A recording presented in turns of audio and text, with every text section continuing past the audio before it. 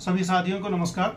मित्रों, वृषभ लग्न वालों के लिए ये वीडियो है। वृषभ लग्न जिस किसी का भी है उस वीडियो को ध्यान से देखें कि आपके लिए कौन से प्लैनेट फायदा देते हैं, कौन से प्लैनेट से आपको नुकसान होता है, और आपकी कुंडली देखे बगैर, आप अपनी कुंडली देखे बगैर अगर आपका केवल इतना पता है कि मेरा वृषभ लग्न है, तो इसके आधार पर जो प्रेडिक्शंस निकल के आती हैं वो सारी बातें मैं आप लोगों को बतलाने जा रहा हूं। वृषभ लग्न यानी कि 2 नंबर के जो लॉर्ड हैं वो शुक्र होते हैं, और शुक्र अगर लग्नेश हो जाता है तो जो जातक है, जिसकी वो कुंडली है, वो निश्चित रूप से आकर्षक होगा, विलासी होगा और सुंदर होगा, क्योंकि शुक्र जो है, वीनस जो है, वो इन्हीं सब चीजों का पर्याय है, विलासिता का, आकर्षण का, सुंदरता का। तो शुक्र अगर आपकी कुंडली में अगर अच्छी पोजीशन में है, शुक्र अगर आपकी कुंडली में उच्च का है, शुक्र अगर आपकी कुंडली में बृहस्पति से दृष्ट है, या फिर शुक्र केंद्र में है, तो बहुत ही अच्छी स्थिति बनती है और आपके जीवन में संघर्षों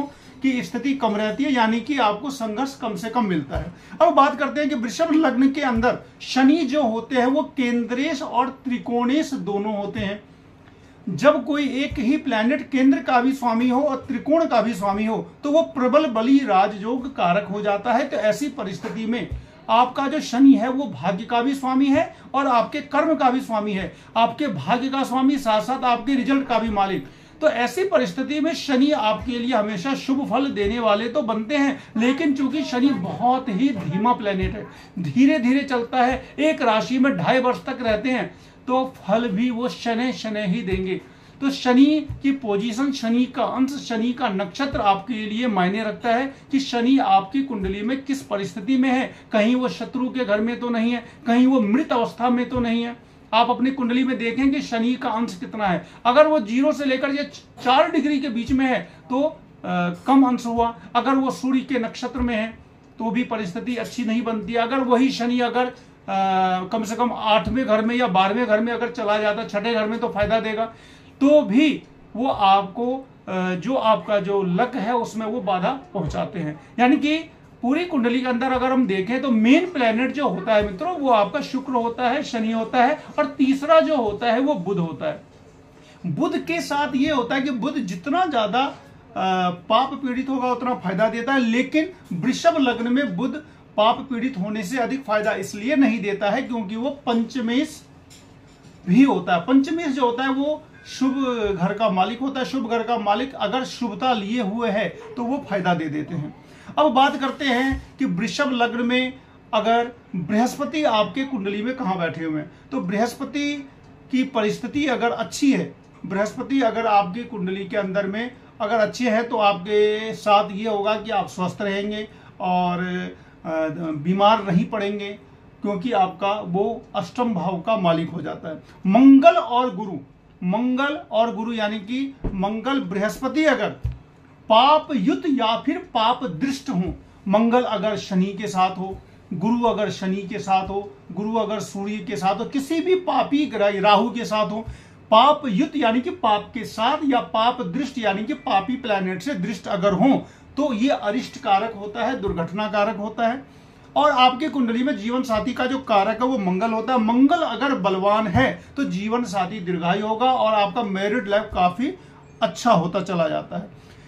वृषभ लग्न में शुक्र, बुध और शनि हमेशा शुभ फल देते हैं। आपके कुंडली में ये तीनों प्लैनेट कहीं पर भी बैठे हुए इससे कोई फर्क नहीं पड़ता, लेकिन बुध, शुक्र और शनि आपके लिए हमेशा शुभ फलदायक ही होते हैं। और इनकी जो दशा होती है, यानी कि बुध, शुक्र और शनि की जब भी आपकी कुंडली में दशा, अंतरदशा, प्रत्यांतर आएगा तो वैसी परिस्थिति आएगी तो आपके लिए वो फायदा देगा, आपके लिए भाग्योदय का समय आएगा और आपके साथ कुछ न कुछ उस समय में अच्छा होगा। बस बात यह है कि चूंकि शनि आपका मेन प्लेनेट होता है, की प्लेनेट होता है, और शनि धीरे धीरे गमन करता है, तो शनि की वजह से आपके जो भाग्योदय में भी थोड़ा समय लगता है, संघर्ष अधिक होता है और धीरे धीरे आप आगे बढ़ते हैं।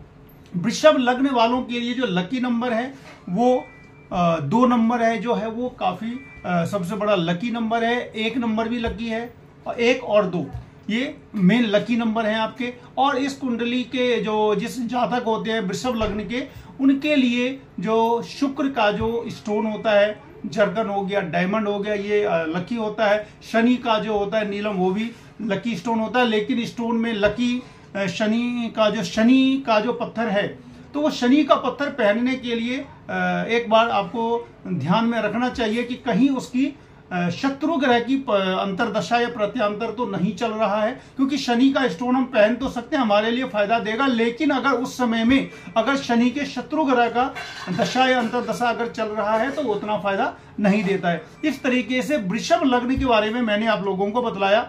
पुखराज और मूंगा आप लोगों को कभी धारण नहीं करना चाहिए। पुखराज इसलिए नहीं धारण करना चाहिए क्योंकि शुक्र के शत्रु हैं, और मूंगा भी धारण नहीं करना चाहिए क्योंकि मूंगा वैसे भी द्वादशेष हो जाता है। तो मित्रों, कभी कभी मैंने ये देखा है कि लोग कभी कभी गलत स्टोन धारण करने से भी काफी परेशानी में आ जाते हैं। तो कभी भी या तो रत्न अगर धारण करें तो अच्छी तरीके से सोच विचार करके, अच्छी तरीके से डिटेल देख के, वैज्ञानिक दृष्टि से देख करके कि ये हमें पहनना है या नहीं पहनना है, क्योंकि एक एंगल से आप देखेंगे कि हमें पहनना है, लेकिन 4 एंगल से पता चलेगा कि वो हमारे लिए उतना फायदा अगर नहीं है, तो फायदा के बजाय नुकसान भी अधिक हो जाता है। तो इसीलिए आपको कभी भी जो वृषभ लग्न के जातक है उनको पुखराज और मूंगा पहनने से बचना ही चाहिए। लकी स्टोन आपका जरकन हो जाता है या फिर नीलम हो जाता है, पन्ना भी हो जाता है। और सूर्य भगवान का पत्थर आपको जो मानिक है वो पहनना नहीं है, वो केवल उनके लिए अगर आपकी दशा अंतरदशा चल रही है और आपकी नौकरी में अगर किसी भी प्रकार की समस्या आ रही है तो सूर्य भगवान को अर्घ देने से नौकरी की समस्या आपकी खत्म हो जाएगी।